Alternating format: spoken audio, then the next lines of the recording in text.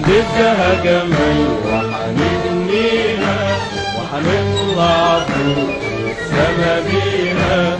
حبيبتنا بلدنا اللي كنوزها رجعت لاصحابها واهاليها. بلد الاحرار كلها صور ولا كلمه من غير شعبها فيها ولا كلمه. رئيس الجمهورية مين؟ رئيس الجمهورية أبوه واحد موظف أصله من عامة الشعب، كان بياخد 25 جنيه، ما كانش ملك ولا كان سلطان أبدا. وبكرة هيجيلكوا مين رئيس جمهورية؟ واحد منكم محدش يعرف، محدش هيحكمكوا بعد ما استرديتوا بلدكم إلا انتوا. عاش الجيش وتعيش يا مصر. بقول ان احنا يمكن قبل ما نطلع الثورة يوم 23 يوليو او يوم 22 يوليو ليلة 23 يوليو لو كنا نقعد نحسب العملية بورقة وقلم فكنا نجد ان النجاح يمكن احتماله ضعيف.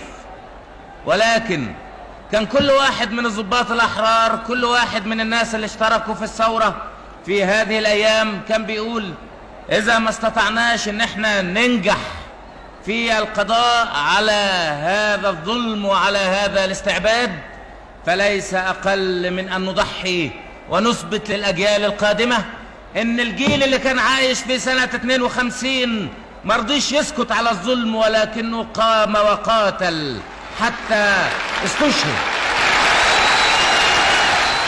يوم ما انتصرت ثورتنا مع جيشنا وحارس عروبتنا. من يوم ما انتصرت ثورتنا مع جيشنا وحارس عروبتنا. وينادي بنصر جديد طالع مع كل صباح على أمتنا.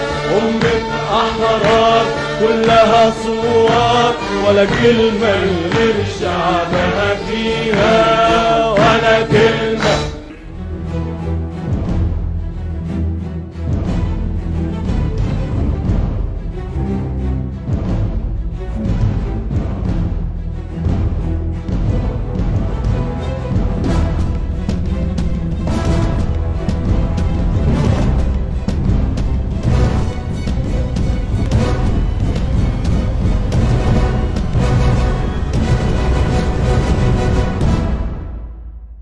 إن الشعب يجب دائما أن يبقى سيد كل فرد وقائده. إن الشعب أبقى وأخلد من كل قائد مهما بلغ إسهامه في نضال أمته. أقول أمامكم هذا وأنا أدرك وأقدر أن هذا الشعب العظيم أعطاني من تأييده وتقديره ما لم أكن أتصوره يوما أو أحلم به. لقد قدمت له عمري ولكنه أعطاني ما هو أكثر من عمر أي إنسان. زي النهار يا فتى واحنا اللي ليلنا طال، جاي في أوان جرحنا والشدة ليها رجال. صوتك جميل رنته تنقش على الأرواح، ترسم بداية زمن للبهجة والأفراح. قلبك يساع النيل فجرك نهاية الليل. حلمك وطن نبنيه ونلاقي لينا مكان. انت اللي من حلمنا وجرحنا يا جمال. إن هذا الجيل من شعب مصر على موعد مع القدر. النهاردة بعد 10 سنوات من الثورة أقدر أقول إن هذا الجيل جاء في موعده مع القدر. لم تمنعه عوائق، لم تصده عقبات، وإنما جاء في موعده تماما ولاقى القدر وسار به متخطيا كل الصعوبات مجابها كل الأخطار، حتى استطاع هذا الجيل أن يملك لنفسه مكانا يقدر منه ثوريا على تغيير حياتنا وإعادة صنعها من جديد.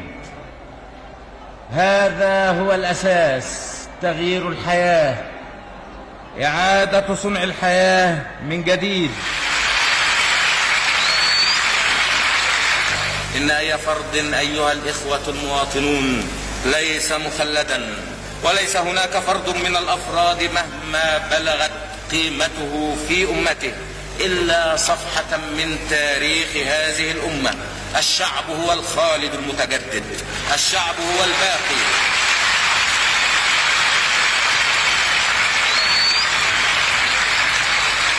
الشعب هو الخالد المتجدد، والشعب هو الباقي، وهو صانع التاريخ كله. في سنة 53 يا إخواني زي ما قلت لكم عملنا خطة للتنمية الإنتاجية لزيادة الدخل القومي، وقلنا يجب ان احنا نزيد الدخل القومي بسرعة مضاعفة. وابتدينا نفكر، وجدنا ان مياه النيل بتتجه الى النيل، بتروح للنيل هدر كل سنة. قلنا نستطيع ان نستفيد بمياه النيل. في واحد جاء لنا على مشروع السد العالي، ووضعنا هذا الموضوع موضع الدراسة.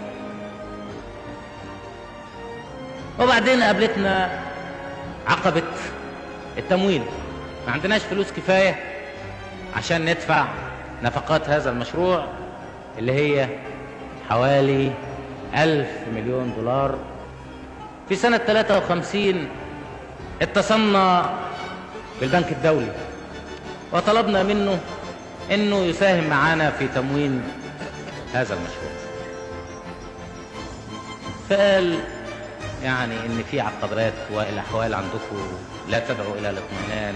كان من الواضح ان مفيش مساعدة هنالها من البنك الدولي. اتصلنا بالشركات الألمانية وبالحكومة الألمانية، وبعدين قالوا انهم مستعدين يدونا 5 مليون جنيه كقرض متوسط الأجل. وبعدين اتفقت الشركات الألمانية مع الشركات الفرنسية مع الشركات الإنجليزية، وبعد قالوا لنا كل الثلاثة انهم 5 مليون على أساس قرض متوسط. الأمريكان قالوا انهم كانوا مقررين لمصر 40 مليون دولار معونة، كانوا مقررينها على الورق لكن ما ادوناش. الانجليز رجعوا في كلامهم، الحكومة الامريكية بعتت مذكرة والحكومة البريطانية بعتت مذكرة، والبنك بعت الجواب. الحكومة الامريكية تحلني على مذكرة الحكومة البريطانية وجواب البنك، يعني العملية بقت عقدة، وظهر ان في هناك فخ بيعمل لنا للسيطرة على استقلالنا الاقتصادي. هذا الكلام رفض رفض بات، وقلنا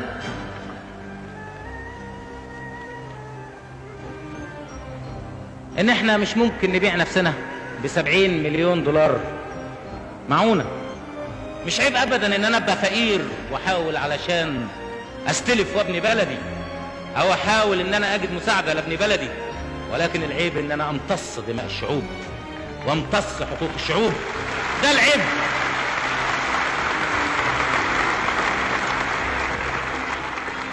هذه القناة ملك لمصر لانها شركة مساهمة مصرية.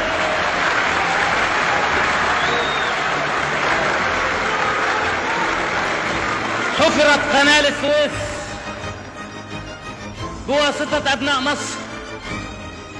120,000 مصري ماتوا وهم بيحفروها. شركة قناة السويس اللي قاعدة في باريس شركة مغتصبة. التاريخ لن يعيد نفسه، بل بالعكس هنبني السد العالي وسنحصل على حقوقنا المغتصبة. هنبني السد العالي زي ما احنا عايزين. 100 مليون دولار كل سنة بتحصلها شركة القناة لمنفعة مصر. نحقق هذا الكلام، يبقى ال 100 مليون دولار نحصلهم احنا لمنفعة مصر برضه.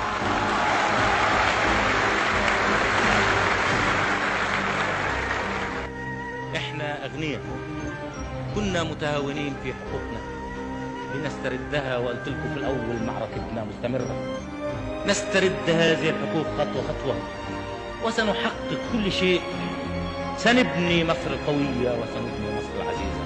ولهذا قد وقعت اليوم ووافقت الحكومة على القانون الآتي: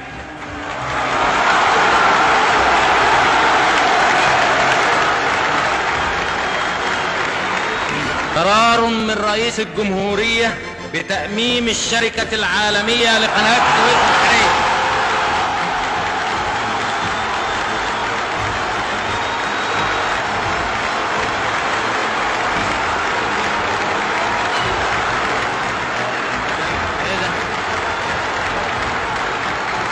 باسم الأمة،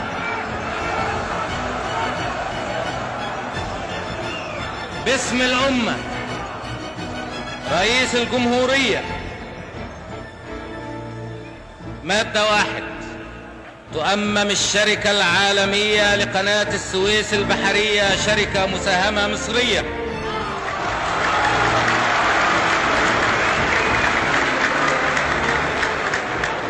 وينتقل إلى الدولة جميع ما لها من أموال وحقوق وما عليها من التزامات.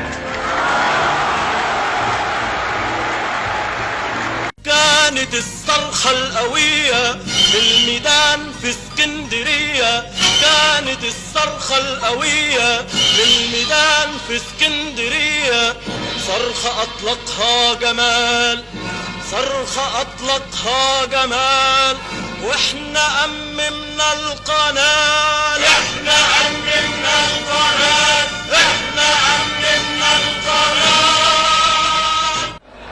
هذا الشعب في بورسعيد كافح سنة 56 من أجل تحقيق الأهداف اللي بنعمل على إرسائها الآن. هذا الشعب استشهد وقدم الشهداء والدماء في سنة 56 ولم يبخل بالشهداء ولم يبخل بالدماء. لم يخاف، لم ترهبه القوى الغاشمة، لم ترهبه الأساطيل ولم ترهبه الطائرات، لم ترهبه الدول الكبرى، لم ترهبه بريطانيا ولا فرنسا ولا إسرائيل، وإنما قام وصمم لأنه آمن بنفسه وبحقه في الحرية والحياة، آمن بنفسه وبحقه في الاستقلال، قام ليستشهد، قام وكافح وحمل السلاح واستطاع بعون الله أن ينتصر، فضرب للعالم المثل على أن الإيمان يستطيع أن يهزم الدول الكبرى، وعلى أن الشعوب المؤمنة بنفسها وعلى أن الشعوب المؤمنة بحقها في الحرية والحياة تستطيع أن تتمتع بالحرية والحياة، وعلى أن الشعوب إذا صممت على أن تترك وراء ظهرها أساليب الاستعباد وأساليب الاستبداد وأن تسير في طريق الحرية الحقة والديمقراطية الحقة تستطيع، ولو تصدت لها الدول الكبرى، ولو تصدت لها أساطيل بريطانيا، ولو تصدت لها جيوش فرنسا. أعطيتم العالم كله أيها الإخوة هذا المثل، وقدمتم الشهداء حتى يستطيع هذا الوطن أن يعيش حياة حرة كريمة، وحتى تستطيع بلادنا أن تخلق المجتمع الجديد، المجتمع الذي ترفرف عليه الرفاهية. إنني اليوم أيها الإخوة المواطنون وأنا أمر بينكم، وأنا بمر في الشوارع وببص في وش أبناء بورسعيد وأرى فيها العزيمة، كنت أذكر أيام القتال وأنتم بتقتلوا هنا في بورسعيد، لم تتخاذلوا ولم تتهاونوا في حقكم ولا حق بلدكم، ولكن كل فرد من أبناء هذه البلد حمل السلاح ليقاتل. وأنا على ثقة أيها الإخوة أن هذا العمل الكبير اللي عملتوه في سنة 56 هو اللي فتح لنا طريق بناء المجتمع الجديد. وأنا على ثقة أيها الإخوة أن شعب الجمهورية العربية المتحدة كله، شعبنا كله، كان يقف هذا الموقف ليقاتل ويكافح من أجل حريته ومن أجل استقلاله. تلقيت صباح اليوم الرسالة التالية من وزير السد العالي باسم بناة السد العالي الذين تعهدوا بالانتهاء من إنشاء محطة كهرباء السد العالي في العيد 18 للثورة، تقديرا منهم لفضلها في إنشاء هذا المشروع العظيم الذي لم يكن ليتم لولا التصميم الأكيد على تنفيذه بالرغم من المؤامرات الإمبريالية التي حيكت لإحباطه. يسرني أن أبلغ سيادتكم أن العمل بالسد العالي على هذا النحو يكون قد انتهى على أكمل وجه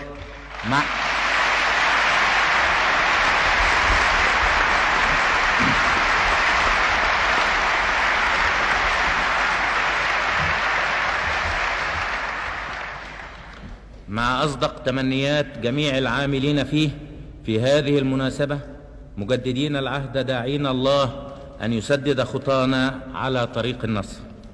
هكذا أيها الإخوة المواطنون، فإنه وسط الحرب ووسط المعارك ووسط التضحيات ووسط المؤامرات يمضي الشعب المصري قادرا قويا عزيزا أبيا لا توقفه عثرة ولا تعوقه صدمة ولا يخيفه خطر ولا يثنيه عن إيمانه بالله وإيمانه بقدره وإيمانه بحقه وإيمانه بنضاله، جبروت أو إرهاب مهما كانت أدواته ومهما كانت القوى التي تسند وتدعم هذه الأدوات. إن الشعب المصري بهذا العمل العظيم الذي تم واكتمل اليوم في هذه الظروف يثبت مرة أخرى ويؤكد أنه إذا كانت شهادة التاريخ لصالحه فإن اتجاه المستقبل بإذن الله لصالحه أيضا. وما إتمام بناء السد العالي اليوم وبرغم ضخامته الهائلة كمشروع من أكبر مشاريع البناء والتعمير في عصرنا إلا إشارة إلى هذا المعنى. شعب أعطى للدنيا وللحياة، وشعب سوف يعطي للدنيا وللحياة. شعب يبني كل يوم، وشعب يقاتل في أي يوم. يعرف قيمة البناء، ولكنه يدرك بعمق وأصالة في نفس الوقت أهمية حمل السلاح دفاعا عن الأمل في البناء ودفاعا عن تحقيق البناء. ولقد تذكرون أيها الإخوة أن حرب السويس سنة 1956 قامت في الأصل والأساس بسبب تد العالي، وتشاء الأقدار أن يتم بناء هذا السد العالي بعد 14 عاما من حرب السويس، بينما هذا الشعب يخوض غمار حرب أخرى. إن التصميم على بناء السد سنة 1956 أطلق شرارة حرب، وها نحن اليوم في وسط نار حرب أخرى تشهد البناء، وقد اكتمل بعد كفاح عنيف ضار حاولت فيه كل القوى أن تثني هذا الشعب عن عزمه، فما زادته إلا إصرارا، وحاولت أن تصد تقدمه. فكانت النتيجة الوحيدة لذلك أن تفجرت طاقات أخرى كامنة في أعماق هذا الشعب، خرجت بالتصميم تبني وخرجت بالتصميم تقاتل. بجنة ربنا في بلادنا، واتفرج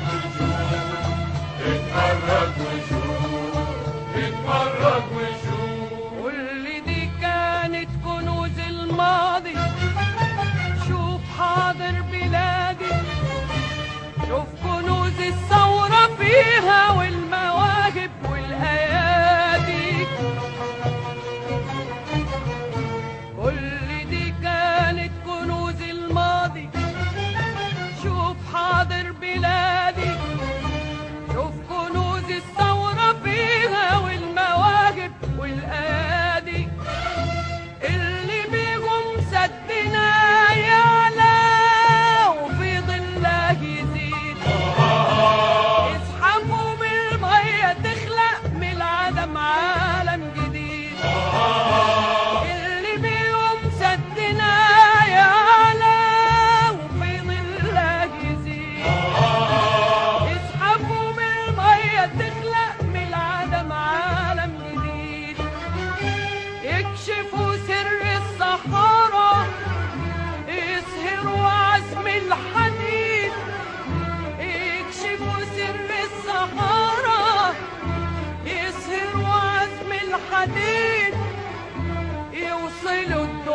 يبقى نالنا من هنا من بورسعيد طوب وشوف طوب وشوف طوب وشوف طوب وشوف طوب بجنة ربنا في بلادنا واتفرج وشوف شوف اتفرج وشوف الجنود اللي بيحموا أرضنا من كل عادي الصفوف اللي بيبنوا بعزمهم نهضة بلادي الجنود اللي بيحموا أرضنا من كل عادي الصفوف اللي بيبنوا بعزمهم نهضة بلادي اللي خطوتهم تبوسها أرضنا وتقول ولادي نادوا بالحرية